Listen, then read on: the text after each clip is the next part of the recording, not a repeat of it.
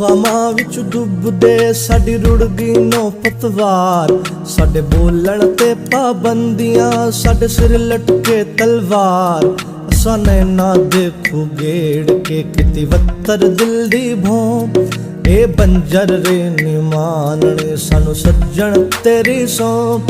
ਅਸਾਂ ਉੱਤੋਂ ਸ਼ਾਂਤ ਜਾਪਦੇ ਸਾਡੇ ਅੰਦਰ ਲੱਗਦੀ ਜੰਗ। ਸਾਨੂੰ ਚੁੱਪ ਛਪੀਤਾ ਵੇਖ ਕੇ ਪਿਆਖਣ ਲੋਕ ਮਲੰਗ।